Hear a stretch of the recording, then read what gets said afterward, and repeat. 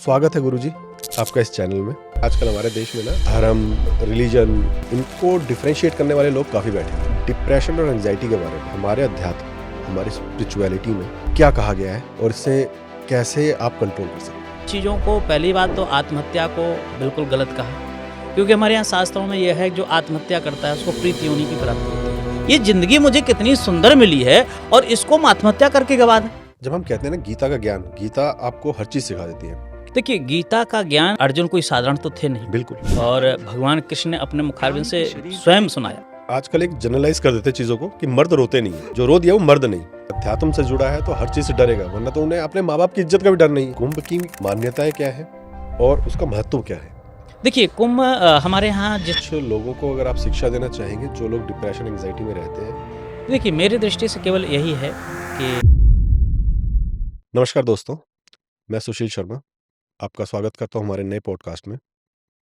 हम लोग अध्यात्म पे एक बार पहले भी बात कर चुके हैं, लेकिन अध्यात्म ना अपने आप में इतनी बड़ी चीज़ है, इतना बड़ा टॉपिक है जिसे छोटे से एक पॉडकास्ट में मतलब नहीं कवर किया जा सकता। तो उसी टॉपिक को, अध्यात्म हमारा कैसे आपकी हेल्प कर सकता है डिप्रेशन एंजाइटी में, सुसाइड्स को रोकने में, क्योंकि आजकल मतलब अगर हम देखें हाल फिलहाल में काफ़ी सारी न्यूज़ हमारे पास आ रही हैं। अलग अलग टॉपिक्स हो सकते हैं, लेकिन अलग अलग व्यूज़ हो सकते हैं लोगों के। लेकिन एक कॉमन इशू क्या है कि लोग परेशान हैं, चाहे वो अतुल सुभाष का केस हो, चाहे वो आपका पुनीत जी का केस हो। लेकिन जो सुसाइड्स हो रही है ना, वो एकदम से हाइक में आ गई हैं। टॉपिक अलग है लेकिन आ रही हैं। अब इसमें अध्यात्म हमारा कैसे मदद कर सकता है, डिप्रेशन और एंग्जायटी को कैसे हम कंट्रोल कर सकते हैं, उस पे हमने बात करने के लिए आज हमारे एक नए गेस्ट को बुलाया है। जो हमारे गेस्ट हैं वो हैं पीठाधीश्वर हैं जगत गुरु नर हरियानंद पीठ से। वर्तमान में इस पीठ के पास ना 1 लाख से ज़्यादा मुस्लिम शिष्य भी हैं। तो ये थोड़ा-सा हाइलाइट करने वाली चीज़ है, क्योंकि आजकल हमारे देश में ना ये धर्म और रिलीजन, इनको डिफरेंशिएट करने वाले लोग काफ़ी बैठे हुए हैं। लेकिन जब हम सनातन की बात करते हैं तो सनातन में ना एक चीज़ है एक्सेप्टेंस। और जब मैं एक्सेप्टेंस की बात कर रहा हूँ तो यहाँ पे शिष्यों को बिना कन्वर्ट किए उनको हमारा ज्ञान देना, सनातन का ज्ञान देना, सनातन की खूबियों को बताना। क्योंकि आपको कोई नहीं बताएगा शायद कि हाँ, कि उस हिंदू टीचर के पास ये मुस्लिम शिष्य हैं या मुस्लिम टीचर के पास ये हिंदू शिष्य हैं। उस समय में गुरु जी के पास 1 लाख से ज़्यादा मुस्लिम शिष्य होना, आप सोच सकते हैं हिंदुस्तान जैसी जगह में जहाँ पर इम्पीचमेंट बहुत ज़्यादा हो जाता है। तो स्वागत है गुरुजी आपका इस चैनल में।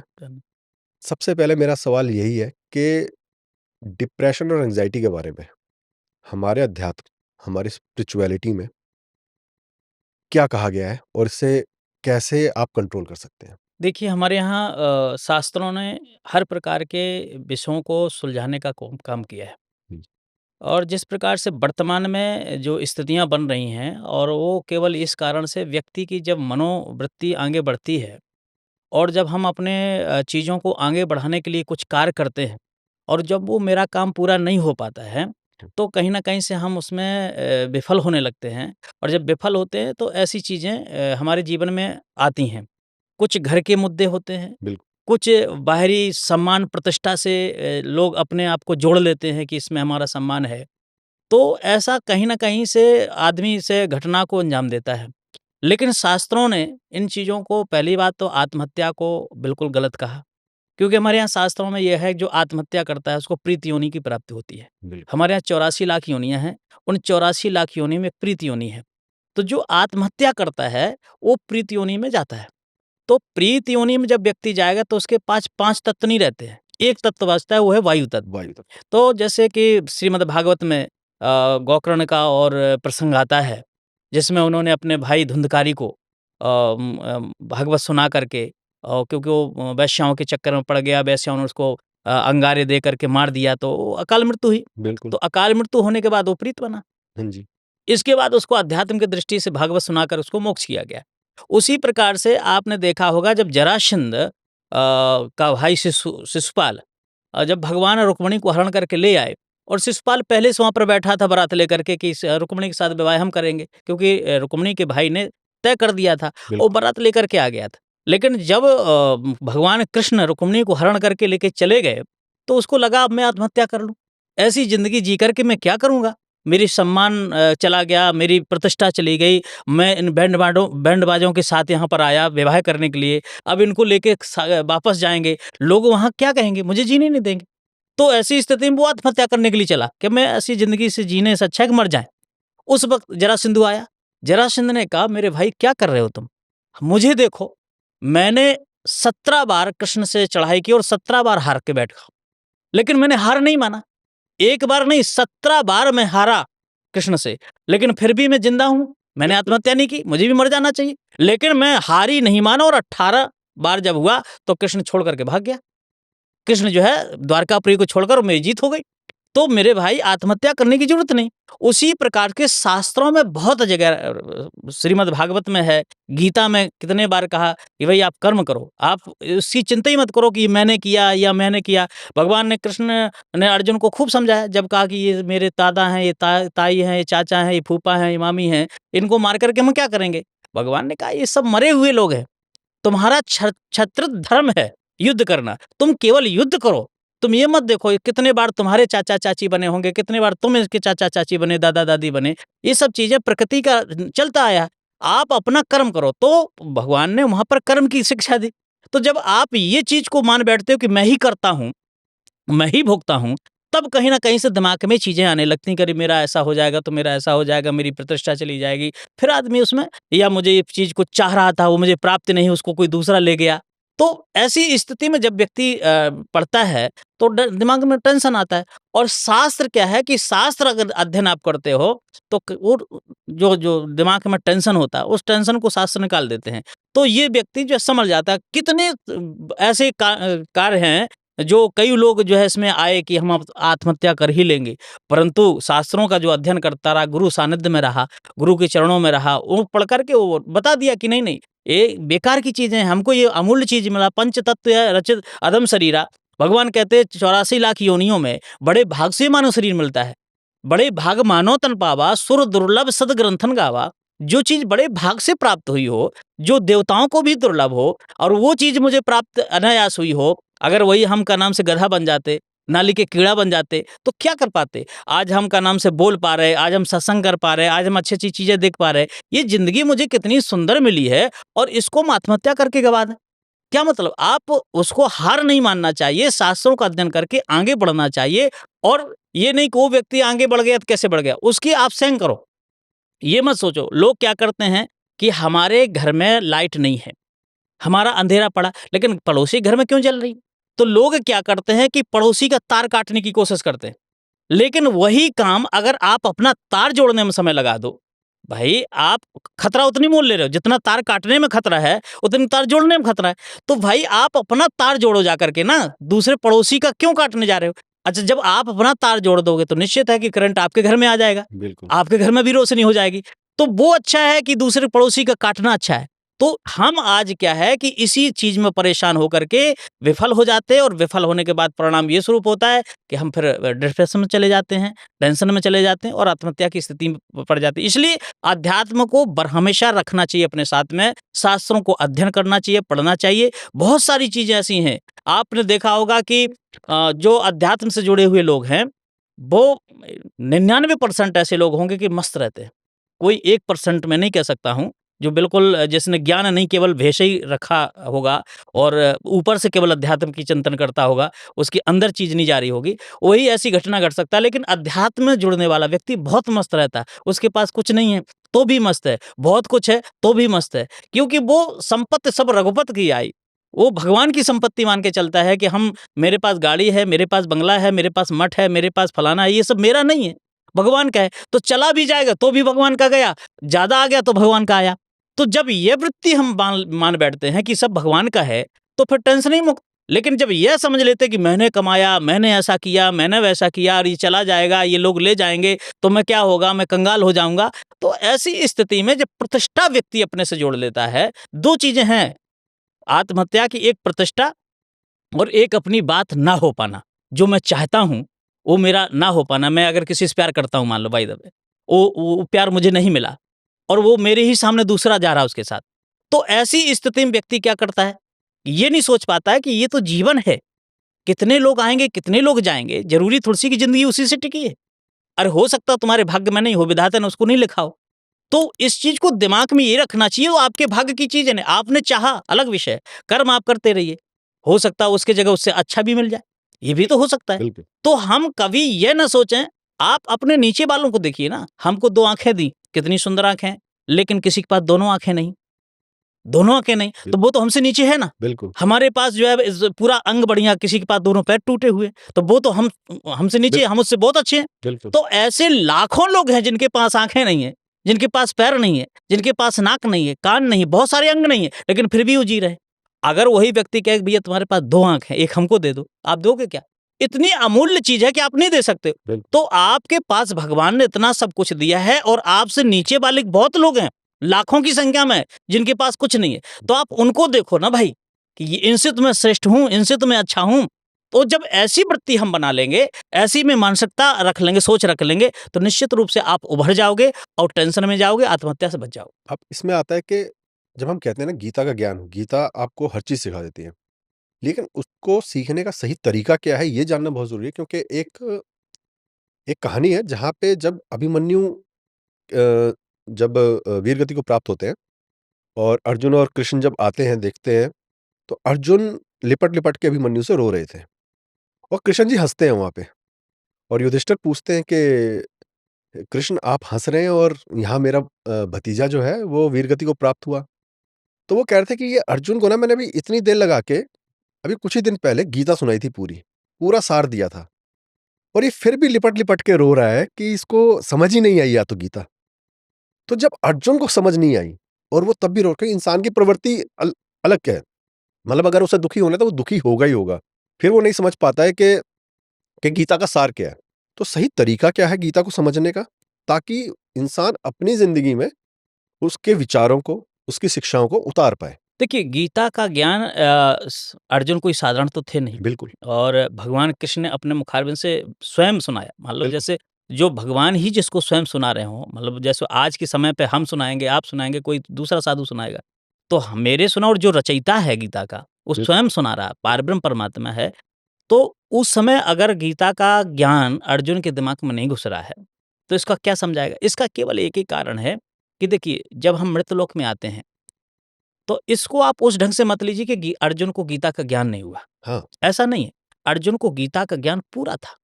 लेकिन हम जब मृतलोक में आते हैं, तो मृतलोक की जो परिस्थितियाँ होती हैं, उनको भी हम करना पड़ेगा। राम जी जब आए, तो क्या राम जी ने वनवास नहीं भोगा? बिल सीता जी के लिए रोए नहीं क्या? तो राम जी तो जानते थे कि वो तो माया मृग है बिल्कुल, और सीता को मैंने अग्नि में प्रवेश कर दिया। जब तक करो निशाचर नासा, तब तक करो अग्नि में बासा। बिल्कुल। तो राम जी तो इस चीज़ को जान रहे हैं कि सीता जी अग्नि में है, फिर भी रो क्यों रहे?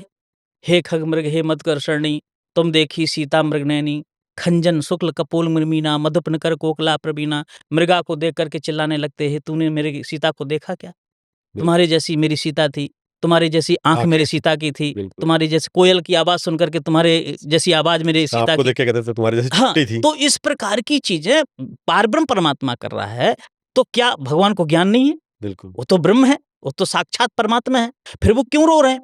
जबकि वो तो उनके नाम के लिए कहा गया सच्चिदानंद, आनंद ही जिसके जीवन में है, सच चित घन आनंद, जहाँ पर किसी प्रकार का दुःख ना हो, बिल्कुल, आनंद। फिर वो व्यक्ति रो रहा है, तो ऐसी स्थिति में जब भगवान स्वयं रो रहे हैं, तो ये मृतलोक है। भगवान ने लीला की। अर्जुन भी जानता है कि जो मोक्ष हो गया और वीर गति को जो प्राप्त होता है, वो कोई साधारण व्यक्ति नहीं होता।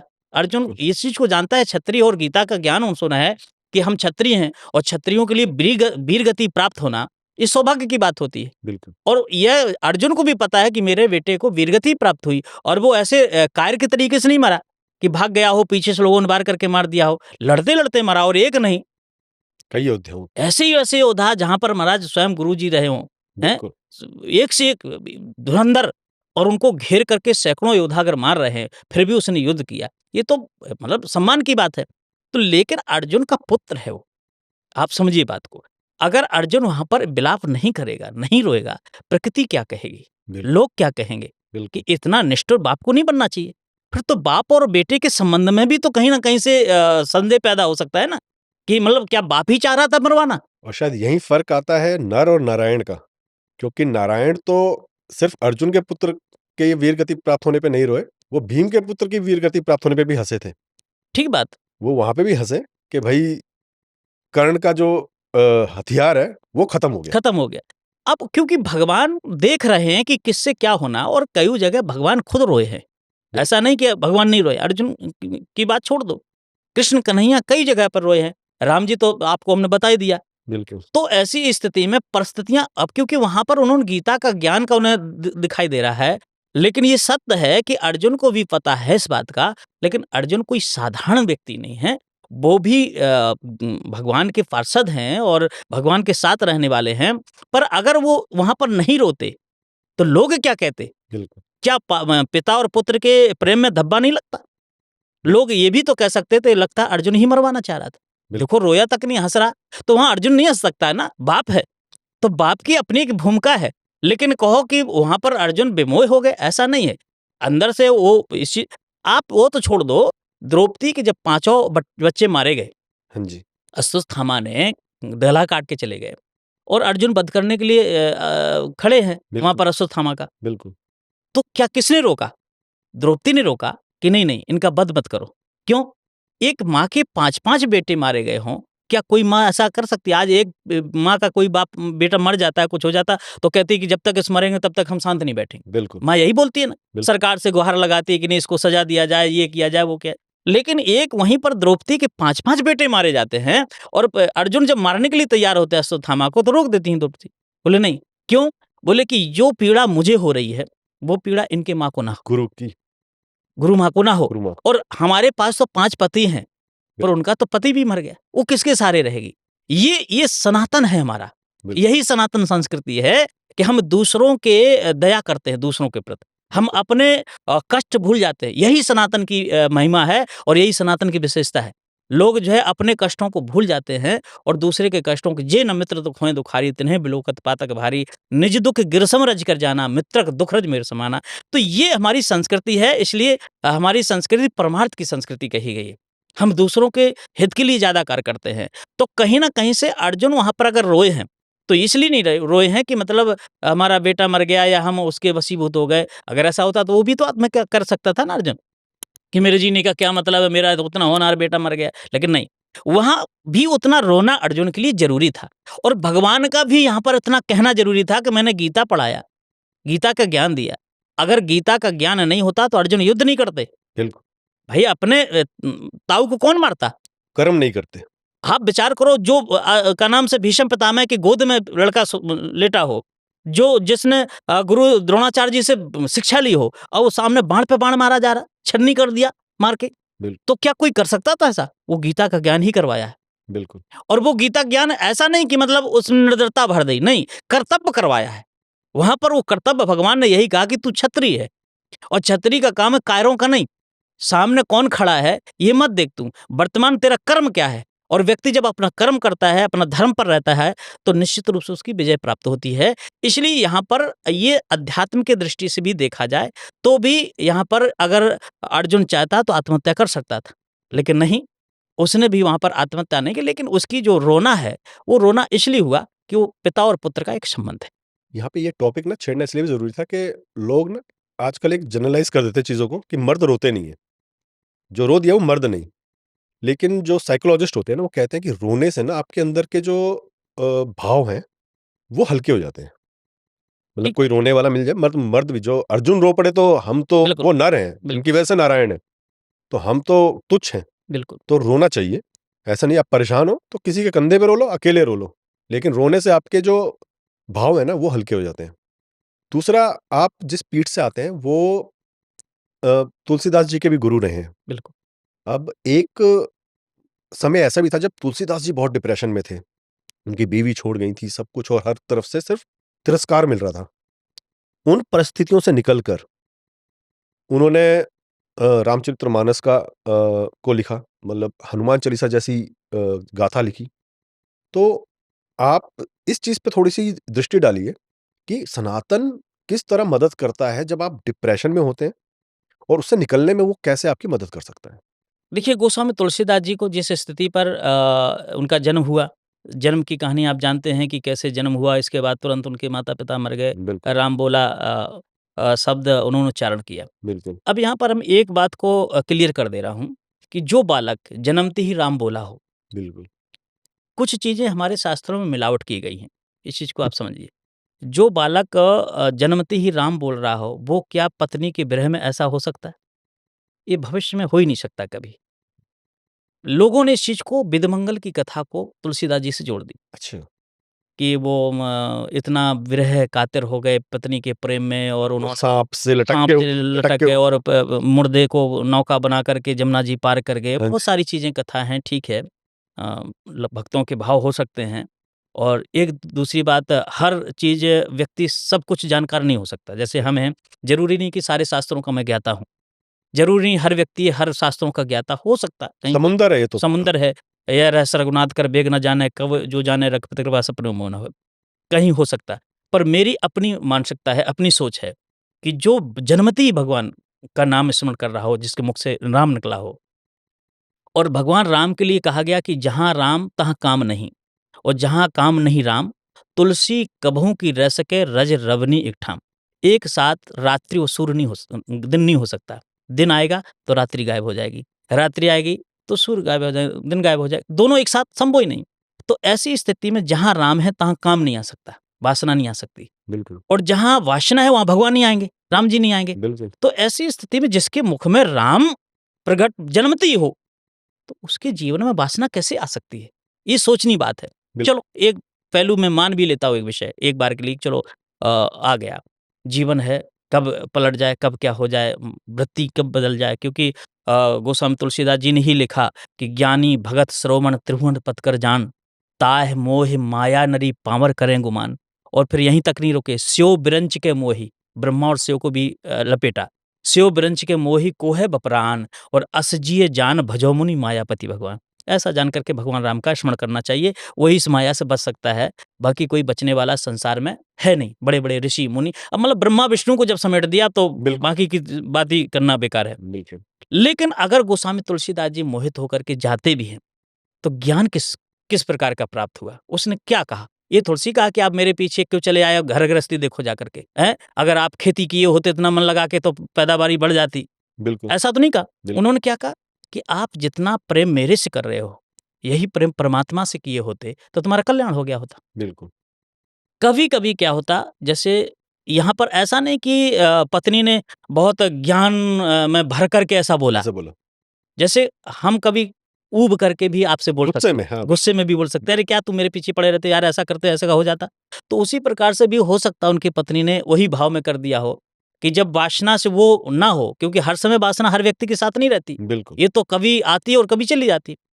गोस्वामी जी के साथ वासना हो सकती है उस समय लेकिन उसके साथ ना हो और उन्होंने इस प्रकार की बात करी हो कि आप मेरे पीछे पड़े हो तो ना भगवान के साथ लग जाते। लेकिन क्या ये बात आज नहीं लागू हो सकती? आज हर पत्नी डाँट रही है अपने पति को, क्यों नहीं तुलसीदास बन जा रहे हैं? बिल्कुल। अगर इस प्रकार के किससे तुलसीदास माँग ले रही हैं? बा अगर इस प्रकार से तुलसीदास पत्नी की डाँट से तुलसीदास बनते, तो मुझे लगता है आज घर-घर में तुलसीदास होते। बिल्कुल, क्योंकि हर पत्नियाँ रोज़ डाँट रही हैं, किसी को नहीं लग रहा है। 1% भी किसी के दिमाग में नहीं और रोज़ लतियाए जा रहे हैं, रोज़ डाँट खा रहे हैं, रोज़ गाली सुन रहे हैं, और लेकिन ऐसा फिर भी भी नहीं है कि वो युग अलग था, हाँ, कलयुग में ही था। कलयुगी की बात है, कोई बिल्कुल, बहुत ज़्यादा समय नहीं बीता। बिल्कुल, तो आज क्यों नहीं लोग घर छोड़ दे रहे? क्यों नहीं तुलसीदास जी बन जा रहे? लेकिन नहीं, ये पूर्व जन्म के तुलसीदास जी के संस्कार थे। तुलसीदास जी महाराज बचपन से ही भगवान के भक्त थे। जन्म-जन्मांतर से एक परंपरा एक वो चलती है। तुलसीदास जी उसी कड़ी के एक भक्त थे, जो कि 1 मिनट में उनको ज्ञान हो गया और उन्होंने कहा बहुत अच्छी बात कही। पत्नी के द्वारा अगर ऐसी बात होती है और उन्होंने मान भी लिया, आज की डेट में कौन मानता? बिल्कुल, आज की डेट में कोई नहीं मानता, लेकिन तुलसीदास जी आए, तो ये कहीं न कहीं से उनकी जो है श्रेष्ठता का वो परिचय दिया जाएगा। दूसरा ये अध्यात्म का ज्ञान है कि उसने क्या कहा कि राम जी के सानिध्य में जाइए, भगवान के सानिध्य में जाइए, भगवान का भजन करिए। बिल्कुल, तो तुलसीदास जी आए और उनके जीवन में वही पलट हुआ और उन्होंने 12 ग्रंथों की रचना की। इतना बड़ा महाकाव्य बिल्कुल, जो रामचरितमानस एक बार पढ़ लेता है, तो मुझे लगता है कि जो आपका विषय है, ये विषय से लोग बच जाएँगे। बिल्कुल।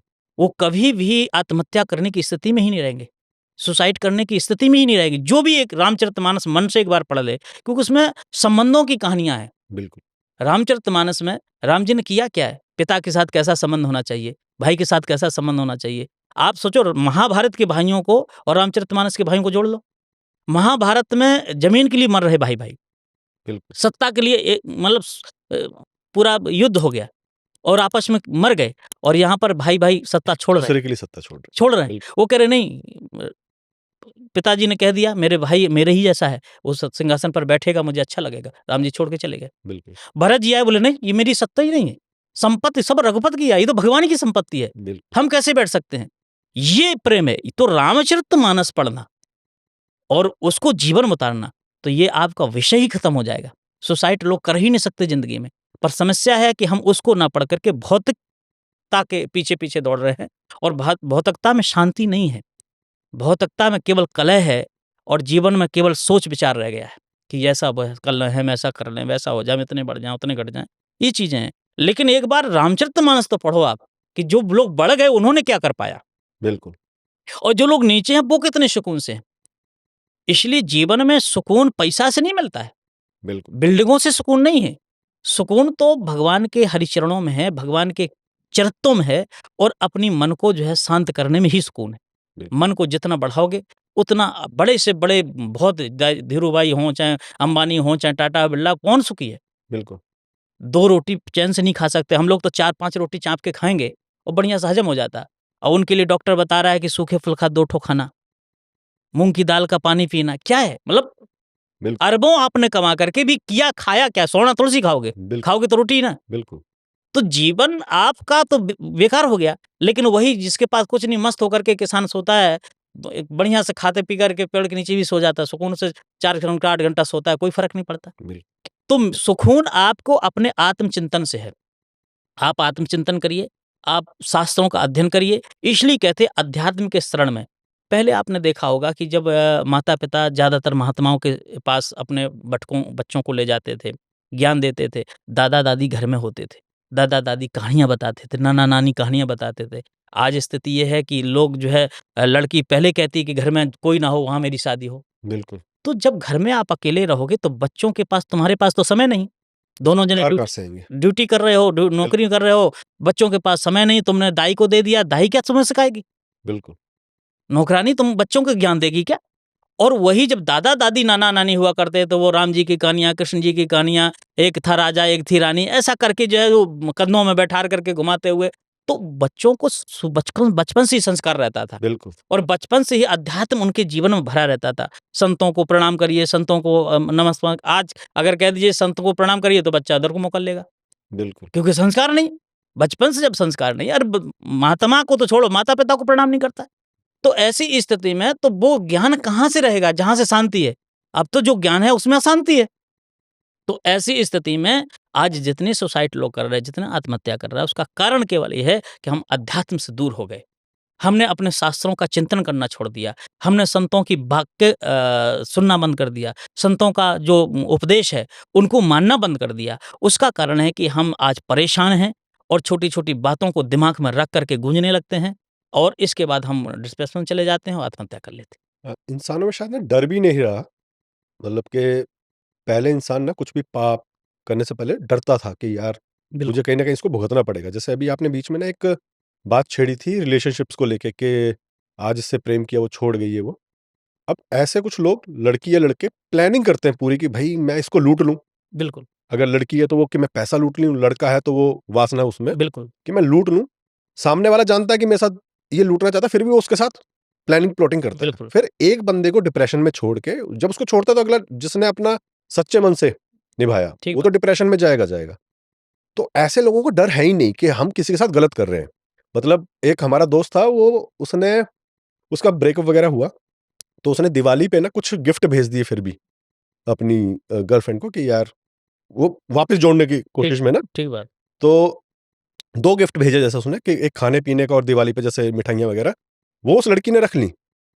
उसने भेजे मेरे ख़्याल से क्या बता रहा था वो कि एक तो मूर्तियाँ भेजी गणपति और लक्ष्मी जी की, जी।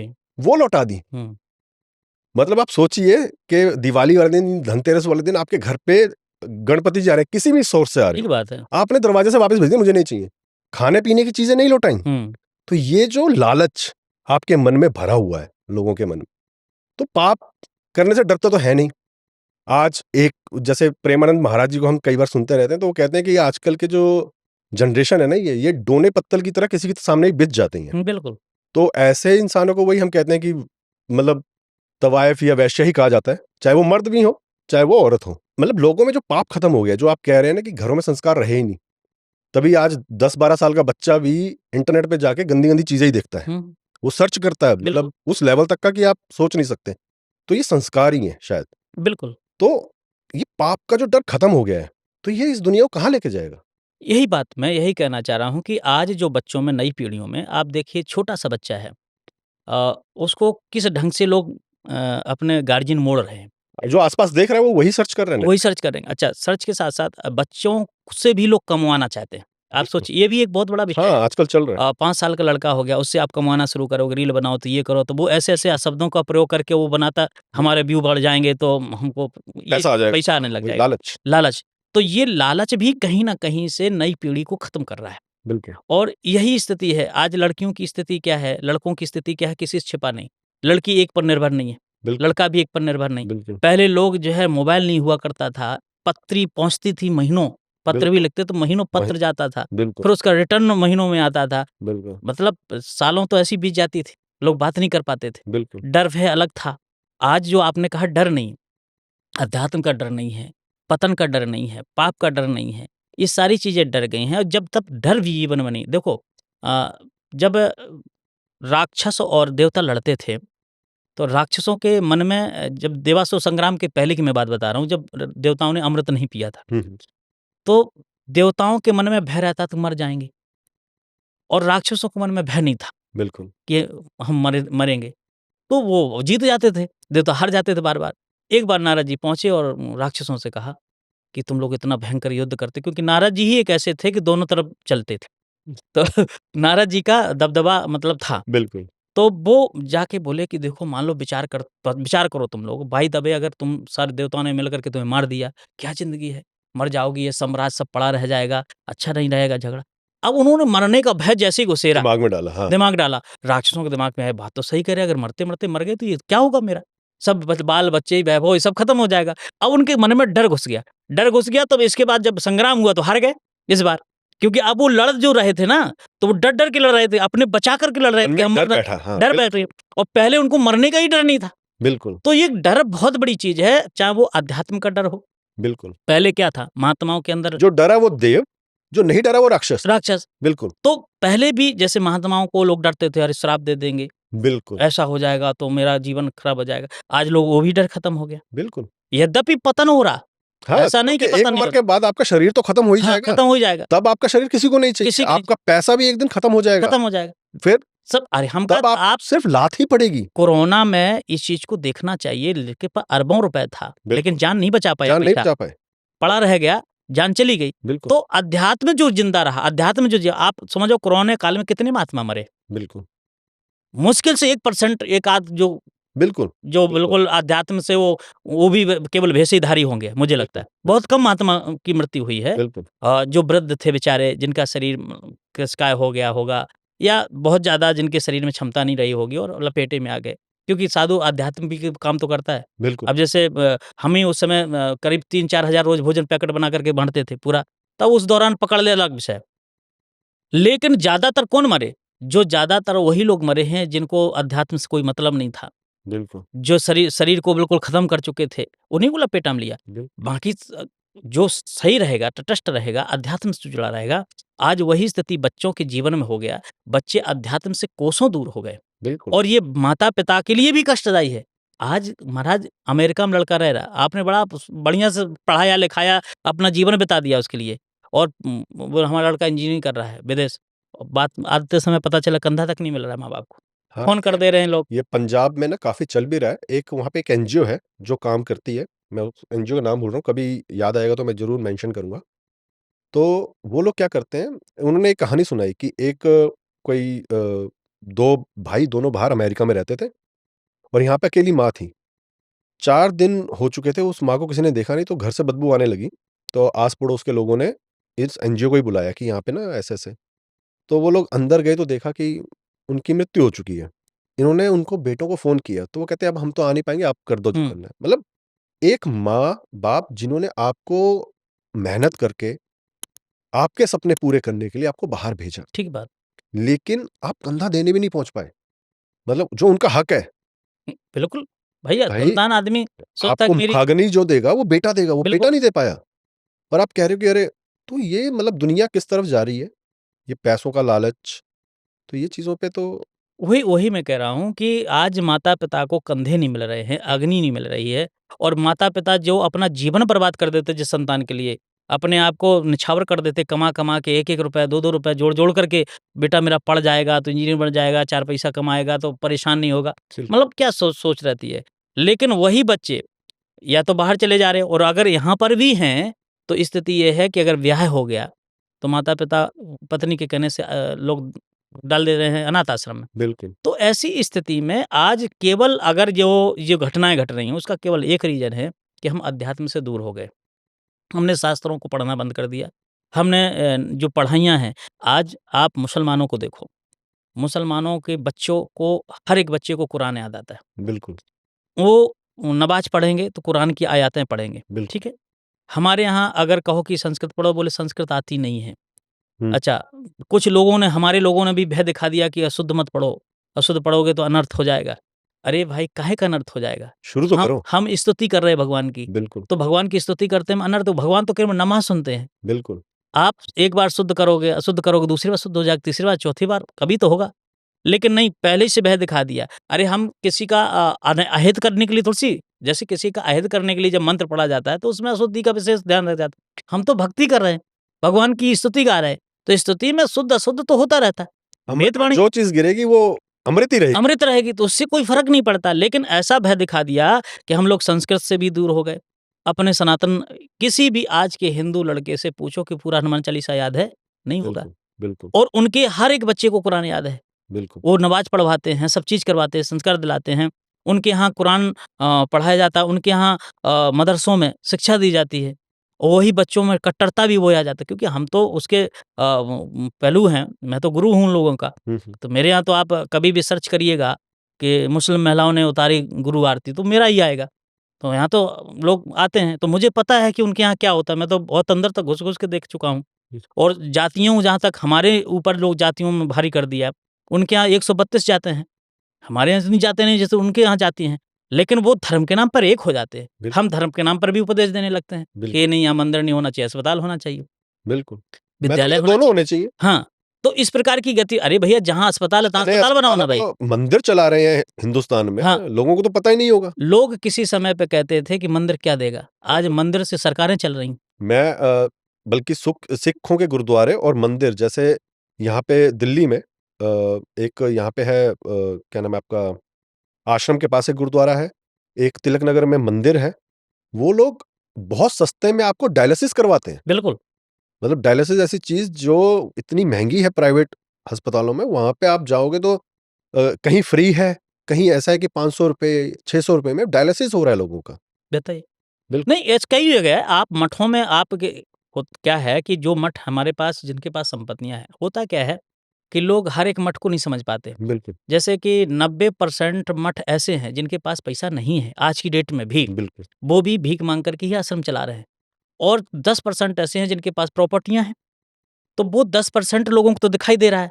तो लोग तो मठों के पास तो बड़ी बहुत संपत्ति है, पैसा है। बड़ा पैसा है। बिल केवल वो 10% दिखाई दे रहा है, बाकी 90% कैसे खा पी रहे हैं, ये किसी को नहीं दिख रहा है। बिल्कुल, वो उनके दिखता यहाँ ही 50 बच्चे हैं, विद्यार्थी पढ़ लिख रहे हैं, संस्कृत पढ़ रहे हैं, कैसे वो भीख माँग करते हैं, कैसे कथा करके ले आते हैं, कैसे-कैसे ले आते हैं, ये किसी को नहीं दिखता। वो 10% दिखता है। अच्छा, आप सोचो 10% भी 5% जो है, जो 5% हैं, वो सरकार के हाथ में है। बिल्कुल, 10% में भी जो हमारे माने-जाने मंदिर है, जिनके पास अच्छी-खासी कमाई है, वो सरकार के के हाथ पास में है। वो मंदिर के पास। तो हाँ, आप बताओ कि अब मठ के साधु कहाँ से एन्जॉय चलाएँ, कहाँ से अस्पताल चलाएँ, कहाँ से विद्यालय चलाएँ? जिस मठ के पास पैसा है, वो तो सरकार ले रही बिल्कुल, और जिसके पास खुद खाने के लिए पैसा नहीं है, खुद भोग लगाने के सब पैसा नहीं और उससे कहो कि अस्पताल बनाओ और वहीं पर मदरसों पे कोई कर नहीं, कोई टैक्स नहीं। हम लोगों के मठों में भी बिजली बिल 20,000 का अलग आ जाएगा। बिल्कुल। हाउस टैक्स अलग आ जाएगा, जल टैक्स चला जाएगा, अलग से आ जाएगा और वहीं पर मदरसों के लिए 70 रुपया में काम चल रहा है। आप विचार करो मस्जिदों के लिए 70 रुपया बिजली बिल आ रहा है और इसके बाद उनके यहाँ पढ़ाई-लिखाई कुरान ही पढ़ाया जाता है, दूसरा कोई पढ़ा ही नहीं सकते आप। तो कहीं न कहीं से उनका एक भी मस्जिद, एक भी गुरुद्वारा, एक भी कोई ऐसा बता दीजिए जो सरकार के अंतर्गत हो, लेकिन मंदिर हम हज़ारों बता देंगे जो सरकार कब्ज़ा करके रखी है। तो ऐसी स्थिति में हम लोग बरहमेशा सनातन से जुड़ कर के और लोगों की मदद करना चाहते हैं। सनातन ही एक ऐसा है, मठ मंदिर ही ऐसे हैं, साधु संत ही एक ऐसे हैं, जो कि सदा जो है परमार्थ का काम करना चाहते हैं। चाहे वो कोई भी संप्रदाय का संत हो, ऐसा नहीं कि केवल एक ही किसी भी संप्रदाय का अगर संत है वो परमार्थ करना चाहेगा, लेकिन परमार्थ करने के लिए पैसा आना चाहिए ना। बिल्कुल। जहाँ पर आ रहा है वो सरकार ले जा रही है और जहाँ पर आ नहीं रहा तो परमार्थ कहाँ से करें? हम लोग बहुत सोचते हैं कि ये कर दें, वो कर दें, कहाँ से कर दें? पैसा आना चाहिए, किससे भीख माँगे, कहाँ जा कर के बैंक लूटी जाएगी? ऐसी स्थिति में लोग ये नहीं सोच पाते हैं कि हमको करना चाहिए और जिन महात्माओं के पास पैसा है, वो वास्तव में आज की डेट में बहुत काम कर रहे हैं। विद्यालय भी उन्होंने खोले हैं, अस्पताल भी खोले हैं, कईयों हम ऐसे गिना देंगे। 24 हमारे घंटे खाना चलता 24 घंटा भोज अभी आप देखो यहाँ पर कुंभ में जाओगे तो सब तो खा रहा है, पूरा पब्लिक खा रही, संत ही नहीं खिला रहे, कौन खिला रहा है? है। कोई सरकार वहाँ थोड़ी सी खिलाने आ रही। पूरे संतों के कैंप लगे हैं, जगह-जगह कोई 1000 आदमी खिला रहा है, कोई 10,000 लोगों को खिला रहा है। इस प्रकार से हमारे यहाँ स्वामी अभराम दास जी महाराज हैं, बहुत चर्चित संत हैं। आप उनको देखिएगा तो उन्होंने कई अस्पताल, उनके हर क्षेत्र में आश्रम हैं और हर जगह अस्पताल खोल रखे हैं।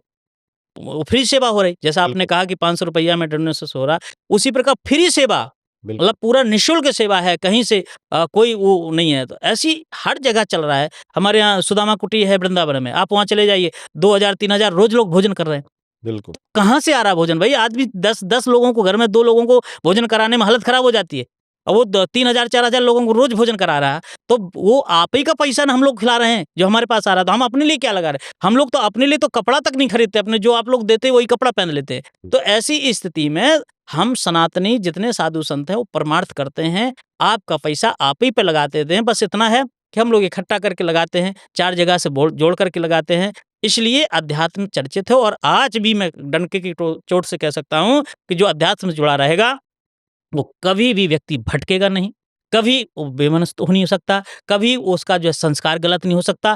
कितना भी गिरा हुआ होगा, कितना भी गिरा, फिर उसको डर रहेगा कि मेरे अध्यात्म से जुड़ा हूँ, मैं फलाने गुरुजी से जुड़ा हूँ, मेरे गुरु की इज़्ज़त है, मेरी गुरु की प्रतिष्ठा है, मैं वस्त्र पहना हूँ। कितना भी गिरा हुआ होगा, तब भी वो बच कर के रहेगा और सनातन की रक्षा करेगा। वही कि अगर अध्यात्म से जुड़ा है तो हर चीज़ से डरेगा, वरना तो उन्हें अपने माँ-बाप की इज़्ज़त का भी डर नहीं है। बिल्कुल, वो हरकतें ऐसी कर रहे हैं कि जैसे वही है बस इस दुनिया में, को उनके अलावा कोई है ही नहीं। कोई है ही नहीं। बिल्कुल। अब आजकल कुंभ जो है वो चल रहा है।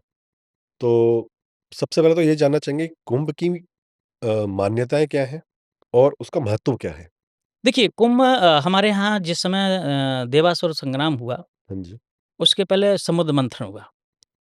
समुद्र मंथन से देवताओं ने और राक्षसों ने समुद्र मंथन किया बिल्कुल। और उससे 14 रत्न निकले।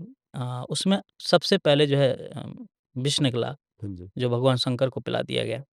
अ, सृष्टि जलने लगी जब, तो भगवान शंकर ही एक ऐसे देवता हैं कि वो सृष्टि को बचाने में वही सफल हैं, बाकी तो सब डर गए। बिल्कुल। और रत्न तो बहुत सारे निकले, विषय उस पे नहीं जाना चाहूँगा। उसी में से अमृत निकला। अमृत लेकर के भागे अ, राक्षस लोग, मोहिनी रूप धारण करके देवताओं को पिलाया। उसी समय जब अमृत लेकर के भागे तो जहाँ-जहाँ वो गए तो वो टपका अमृत, बूँद टपका। जैसे प्रयागराज में गिरा, हरिद्वार में गिरा, नासिक में गिरा, उज्जैन में गिरा, 4 जगह ऐसी मानसिकता है, मान्यता है। तो वहाँ कुंभ, क्योंकि वो कुंभ में ही लेकर के अ, अमृत भागे थे। हाँ जी। तो वो वहाँ पर अमृत जब गिरा तो वहाँ कुंभ लगना शुरू हो गया। ठीक है। सनातन संस्कृति का और प्रयागराज की महिमा तो पहले से भी है। प्रयागराज की महिमा कुंभई से नहीं है। यहाँ मकरे चा दीवाना थे बृषगो चा बृहस्पतौ। तो यहाँ पर मकर की सूर्य जब पड़ते हैं तब लगता है और हर साल माघ मेला वहाँ पर हाँ जी। पृथ सम्मत अत होय आनंदा मकर मज्ज गवने मुनि वृंदा। हाँ जी। देव धनुष धर्म मनुष्य शरीरा, सारे देवता और सारे लोग जो है वहाँ पर आते हैं और कुंभ को 1 महीना उस भक्ति की साधना का केंद्र मान करके कि वहाँ लोग आकर के साधना करते हैं, सत्संग करते हैं क्योंकि त्रिवेणी का पावन संगम है। हुँ। एक साथ तीनों नदियाँ में तीनों मिल जाती हैं, गंगा मैया और क्या नाम से जमुना मैया, सरस्वती मैया। तो इस प्रकार से वहाँ पर वेणी माधव जी हैं, तो वेणी माधव भगवान के भी दर्शन होते हैं। तो ऐसा पवित्र वो संगम क्षेत्र है और वहाँ पर जगह पर्याप्त हो जाती है। क्योंकि आज भी कोई कार्यक्रम करने के लिए देखा जाता है कि हाँ, कितनी पब्लिक आ जाएगी, मैदान कितना बड़ा है, व्यवस्थाएँ कैसी हैं, आने-जाने की व्यवस्था क्या है, पार्किंग की व्यवस्था क्या है। तो उस समय भी ऐसी देवताओं ने और ऋषियों ने सोचा कि भई ये बहुत बड़ा संगम है, यहाँ पर विश्व के पूरे लोग आएँगे और तो आराम से हो सकता है। देखिए लोग कहते हैं कि आज आबादी बहुत ज़्यादा हो गई।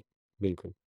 द्वापर की बात मैं करूँ अगर, भगवान कृष्ण की 56 करोड़ वंशज थे। अच्छा, 56 करोड़ केवल भगवान के दादा मतलब पोता-पोती, बेटा-बेटी मिला करके 56 करोड़ थे, केवल भगवान के। पूरी आबादी का अब आकला करो आप कितना होगा? बिल्कुल। तो उस समय आज आपके पास सवा सौ करोड़ की आबादी है। वहाँ 56 करोड़ पहले अकेले केवल भगवान कृष्ण के थे। तो उस दृष्टि से आप विचार करिए कि कब आबादी नहीं रही। बिल्कुल, 23 अक्षौहिणी सेना लेकर के आता था। अक्षौहिणी अब समझो आप कितनी सेना रही होगी। बिल्कुल, रामचरितमानस में लिखा है पदम 18 जूथब बंदर, 18 पदम। अब पदम की संख्या आप सोचो विचार करो कितना होगा? हज़ार, 10,000, लाख, 10 लाख, करोड़, 10 करोड़, अरब, 10 अरब, खरब, 10 अरब, नील, 10 नील, पदम, 10 पदम। हैं? तो उतनी तो केवल वानर सेना थी उस समय, जब भगवान ने चढ़ाई करी। पदम 18 जूथब, 18 पदम, एक आध पदम नहीं। इतनी जूथब बंदरों की सेना लेकर के लंका में भगवान ने चढ़ाई करी थी।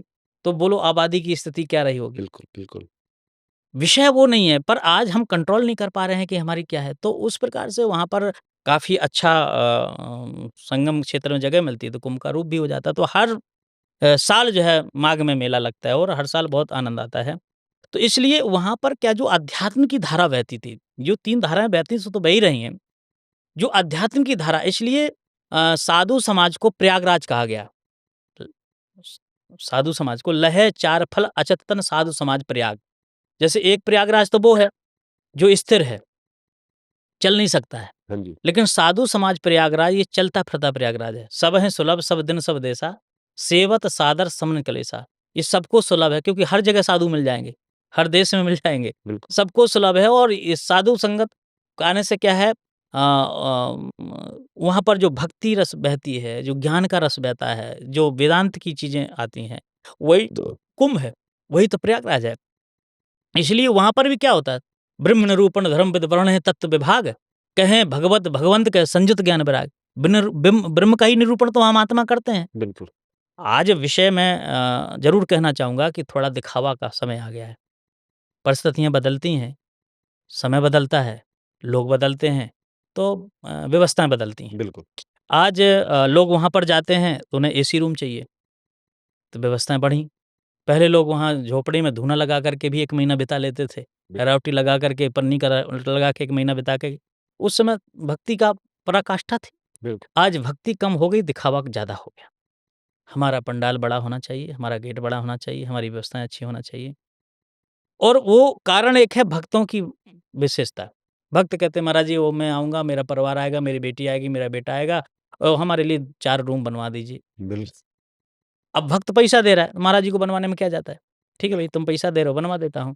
तो उस दृष्टि से अच्छा महाराज वो थोड़ा-सा गीज़र लगवा दीजिएगा। तो पिकनिक स्पॉट ज़्यादा बना दिया लोगों ने। हाँ, तो सरकारें भी उस पे काम कर रही हैं, सरकारें भी व्यवस्थाएँ दे रही हैं और लोगों को भी व्यवस्थाएँ चाहिए। बिल्कुल, तो अब क्या है कि भक्ति तो है, पर भक्ति भावना से उतना ओतप्रोत होकर के नहीं आते। बिल्कुल, पहले हम लोग केदारनाथ की, बद्रीनाथ की यात्राएँ करते थे, अंतिम समय हम लोग जाते थे कि बिल्कुल, पता नहीं दोबारा आ पाएँगे कि नहीं आ पाएँगे। बिल्कुल, तो गाँव भर से लोग घूम कर के, माला पहन कर के, दक्षिणा लेकर के और सबको आशीर्वाद दे कर के विदा होते थे कि बिल्कुल, दोबारा आएँगे कि नहीं आएँगे, कोई निश्चित नहीं। बिल्कुल, आज व्यवस्थाएँ हैं, साधन हो गए हैं, लोग जाते हैं वहाँ पिकनिक मनाते हैं। तो बिल्कुल, भगवान शंकर भी एक बार रूठ गए, बोले बेटा तुम यहाँ पिकनिक मनाने आते हो, देख लेता हूँ। स्थिति ठीक कर दी।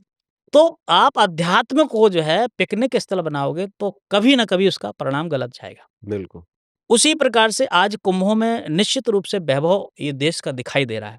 हम ये भी कहेंगे कि कुंभ में अपने भारत देश का वैभव भी दिखाई देता है। बिल्कुल, जहाँ पर नागों की वो सेना, वो संतों का कुंभ में शाही स्नान करना, रथों पर बैठ करके, सिंहासनों पर बैठ करके, क्योंकि हम लोग राजा महाराजा कहे गए। बिल्कुल, तो वो भी एक रूप दिखाई देता है और जो भारत की एक संस्कृति है, भारत की जो एक पहचान है अध्यात्म का, वो भी वहाँ पर एक दिखाई देता है। बड़े-बड़े त्यागी महापुरुष वहाँ पर नंग-धरंग होकर के बैठे हैं, भजन कर रहे हैं, वो भी एक दिखाई देता है। और एक तरफ अच्छे से अच्छे सम्राट वहाँ पर पीठाधिपति बैठे हुए हैं, जगतगुरु लोग बैठे हैं, शंकराचार्य, रामानंदाचार्य, रामानुजाचार्य, निम्बार्काचार्य आदि आचार्य वहाँ पर विराजमान हैं।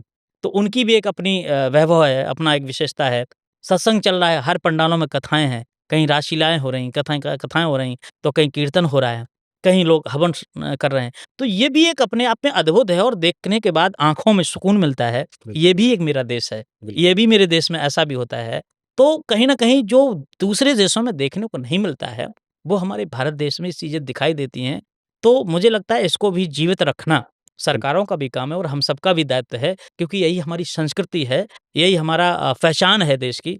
तो ये सारी चीज़ें, तो कुंभ एक बहुत बड़ी चीज़ है और 12 साल में कुंभ महाकुंभ होता है और 6 साल में अर्धकुंभ होता है।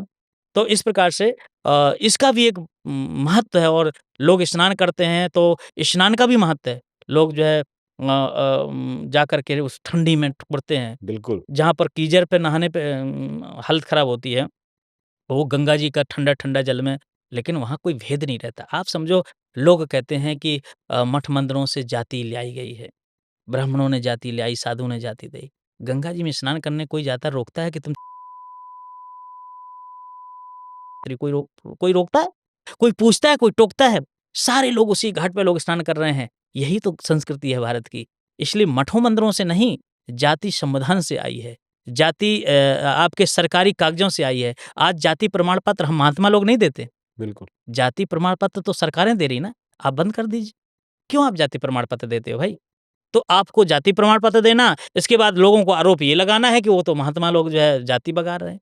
वो ब्राह्मण लोग उस प्रकार का उसका वो कर रहे हैं बिल प्रचार-प्रसार। मठ मंदिरों ने पहले से भी कोई वो नहीं रखा। मठ मंदिरों ने एक रखा है और वो आज भी स्वच्छता। बिल्कुल, आप स्वच्छ नहीं हो, आप मछली खा के आओगे, आप मांस-मदिरा खा के आओगे तो नहीं आपको प्रवेश होंगे। वो कोई भी बना रहे। आप शुद्ध-अशुद्ध के ध्यान नहीं रखोगे तो मठ में आप प्रवेश नहीं हो पाओगे।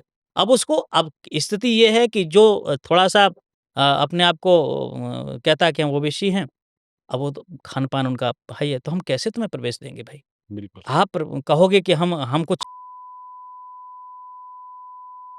इसलिए नहीं प्रवेश करने दिया। आपको इसलिए प्रवेश नहीं करने दिया जाए कि आप खान-पान करके आ रहे हो। आप अशुद्धता के साथ आ रहे हो। आप मंदिर की पवित्रता को भंग करने के लिए आ रहे हो, इसलिए आपको प्रवेश बंद किया गया, ना कि आपकी जात को देख कर के प्रवेश किया गया। आज ब्राह्मण अगर कोई ऐसा काम करेगा तो उसको भी नहीं प्रवेश करने दिया जाएगा, ऐसा नहीं है। तो ये सारी चीज़ें हैं, हमारे यहाँ डोमराज है, काशी का डोमराज कौन नहीं जानता? बिल सारे लोग उनके यहाँ जाते हैं, काशी नरेश तक वहाँ से जाते हैं। बिल्कुल, तो वो आज बगैर आगी दिए वहाँ पर अर्थी नहीं लगती, तो हम तो आगी तक उससे लेते हैं। बिल्कुल, अगर हमारे जीवन में ऐसी कोई बातें होती, संतों के जीवन में अगर छुआछेत भेदभाव होता, तो जगतगुरु रामानंदाचार्य ने यह सूत्र क्यों दिया, हर का भजै सो हर का होई, जात पात पूछे ना कोई। बिल्कुल, हमारे आचार्य जगतगुरु रामानंदाचार्य जी का ये सूत्र है, कोई दूसरे का नहीं है। और केवल सूत्र ही नहीं दिया, उन्होंने कबीर को चेला बनाया। कबीर कौन थे? जुलाहा थे, मुसलमान थे। उन्होंने नरहरि दास जी को शिष्य बनाया, पीपा जी को बनाया, क्षत्रिय थे। धन्ना जी को बनाया। इसके बाद जो है आपको हर जात के 12 चेला बनाए और 12 चेला अलग-अलग जाति के थे। बिल तो उन्होंने अगर जाति भेद उनके अंदर होती, तो सारे जात के लोगों को क्यों बनाए होते? हमारे यहाँ जाति भेद नहीं है। और भगवान राम जी शबरी के यहाँ गए। इतने सब ऋषि वहाँ पर बैठे थे, किसी के यहाँ नहीं गए। अगर जाति भगवान ने चलाई होती, तो क्यों जाते? केवट के लिए कहते छाए छाए और लेहें छीछा। जिसकी छाया पड़ जाती थी, लोग पानी खींचते थे, आप पवित्र हो गए। भगवान ने जाकर के उसके यहाँ चरण धुलाए और अपने हृदय लग मित्र बना लिया। बिल्कुल, तो जब भगवान ने, अच्छा ये तो मानव हैं, आप विचार करो, ये मनुष्य हैं। लेकिन भगवान ने पशु-पक्षियों से भेद नहीं किया, जटायु को संस्कार किया, बिल्कुल, जो अपने पिता को उन्होंने नहीं दिया। दशरथ जी का संस्कार नहीं किया राम जी ने, जटायु का लेकिन जटायु का संस्कार राम जी ने किया। कौवा, जो पक्षियों में सबसे निकृष्ट माना जाता है, उसके द्वारा काकभूषण जी को माध्यम से गरुड़ जी को राम कथा सुनवाई। बिल्कुल, तो जिन्होंने पक्षियों पर भेद नहीं किया हो, वो मनुष्यों पर भेद कैसे कर सकता है? आप विचार करो। बिल तो ऐसी स्थिति में ये जितनी कुरीतियाँ ले आई गई हैं, जितना छुआ-छूत है, ये सब राजनीतिक फंडा है। ये सब राजनीतियों के माध्यम से ये सब जातियाँ आ रही हैं। आपस में फोड़ो, राज करो, यही अंग्रेजों ने किया। फोड़ करके और 200 अंग्रेज आकर के, आप विचार करो, 200 अंग्रेज आकर के इतने बड़े देश को गुलाम करके चले गए। तो जयचंद जैसे लोग थे तभी तो उन्होंने आपस में फोड़ करके और चले गए लोग। वही स्थिति ये लोग अपना रहे हैं, नेता लोग। तो मुझे लगता है कि इस चीज़ को भी हम सनातनियों को, हम हिंदू जनमानस को और हम भारतवासियों को समझना पड़ेगा कि ये लोग लड़ा करके हमको आपस में अपनी रोटी सेक रहे हैं और हमको लड़ा करके आपस में बैरभाव करवा रहे हैं। इस चीज़ से भी सतर्क रहना। बिल्कुल। और अंत में अपने टॉपिक पे वापस आते हैं। आपके कुछ विचार जानना चाहेंगे और कुछ लोगों को अगर आप शिक्षा देना चाहेंगे, जो लोग डिप्रेशन, एंग्ज़ायटी में रहते हैं और जो सुसाइड का सोच लेते हैं या कर लेते हैं, उनके लिए आखिर में आपकी एक शिक्षा? देखिए, मेरी दृष्टि से केवल यही है कि सबसे पहले तो शास्त्रों का अध्ययन करना चाहिए। मान लो तुम्हारे पास समय नहीं है, वक़्त नहीं है, क्योंकि आज के समय पे वक़्त की भी बहुत बड़ी समस्या हो गई। हुँ, मोबाइल के लिए लोगों के पास वक़्त हो जाता है। परंतु कोई कार्य के लिए अगर कहा जाए तो वक़्त नहीं होता। तो कुछ संतों, जो जाने-माने संत हैं, जो अच्छे भाव रखने वाले लोग हैं, मुझे लगता है उनके प्रवचन सुनना चाहिए, उनकी बातों को ध्यान देना चाहिए और अपने आप में भी इस चीज़ को सोचना चाहिए कि हमारे जीवन में ये जो मनुष्य शरीर मिला, ये आप किसी के प्रवचन मत सुनिए, लेकिन इतना समझ के चलिए कि ये जो मनुष्य शरीर मुझे मिला है, ये बड़े भाग्य से मिला है। बिल भगवान ने बड़े करुणा करके दी, ये बड़ी अमूल्य चीज़ है। आप एक-एक अंग को अगर प्रकाश डालिएगा, तो डॉक्टर के पास जाकर के पूछिएगा कि ये मेरी आँख कितने की है? मेरी किडनी कितने की है? मेरा हार्ट कितने का है? ये सारी चीज़ें एक बार डॉक्टर से पूछ लीजिए जाकर के। महत्व समझ में आ जाएगा आपका शरीर का क्या महत्व है और कितना कीमती है। आप इतना बेशकीमती चीज़ को आप ऐसे ही गँवा दोगे, ऐसे ही खत्म कर दोगे। तो जब ये चीज़ें आपको समझ में आएँगी जिसको हम बहुत कीमती समझ रहे हैं, उससे कई लाख गुना कीमती शरीर को हम गँवाने जा रहे हैं। तो मुझे लगता है कि तुरंत आपके दिमाग में बात आ जाएगी कि ये शरीर को हमको ऐसे नहीं गँवाना चाहिए। ये मानव शरीर हमको बड़े भाग से भगवान ने दिया है। जीवन में 2 चीज़ें होती हैं, देखो एक रात्रि जब हो जाती है, तो लोग कहते हैं मुझे नींद नहीं आती। बिल्कुल, रात होने के बाद नींद ही नहीं आ रही है और मैं टेंशन में है। दूसरा सुबह होता है, मन नहीं लगता काम में, 2 चीज़ें। गोस्वामी तुलसीदास जी ने 2 टैबलेट दिए हैं। उन दोनों टैबलेटों को एक सुबह का, एक शाम का, चाहे पानी के साथ उतार लीजिए, चाहे दूध के साथ ले लीजिए। रात्रि हो गई, आप कुछ नहीं कर सकते हो। उस वक़्त आपको एक टैबलेट ना लेना है, हुई है वही जो राम रच राखा। कोकर तर्क बढ़ावे साखा। वही होगा जो परमात्मा ने सुनिश्चित कर रखा है, बिल्कुल, आपके करने से कुछ नहीं होने वाला। और ऐसा सोच कर के जब आप सोचोगे तो नींद आ जाएगी, क्योंकि जब मुझे कुछ करना ही नहीं है, मैं कुछ हूँ ही नहीं, शून्य हूँ। जब सब भगवान ही करता है, तो मैं क्यों दिमाग में ऐसी चीज़ को बैठा रहे? बिल्कुल, ऐसा दिमाग में बैठा करके आपको सो जाना है तो नींद आ जाएगी। लेकिन इसको सुबह नहीं लेना है, सुबह दूसरा है। सुबह गोस्वामी जी कहते हैं कर्म प्रधान विश्व रच राखा, जो जस करे सो तस फल चाखा। प्रातः काल होते ही कर्म पर लग जाइए आप। आपका कर्म क्या है? आप जिस क्षेत्र के आप पहलू है कर रहे हैं, आपका जैसे इंस्टीट्यूट चल रहा है, तो इस पे आप लग जाइए। मेरा आज लक्ष्य क्या है? कितने संतों से बाइट लेना है, किसका इंटरव्यू लेना है, कितना उसका प्रचारित करना है, ये आपका कर्म है।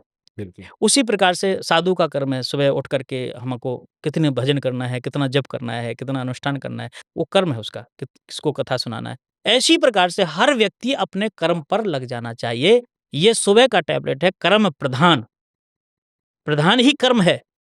कर्म प्रधान विश्व रच राखा, भगवान ने इसी को रच रखा और जो जस कर है, जैसा करोगे वैसे ही फल प्राप्त करोगे।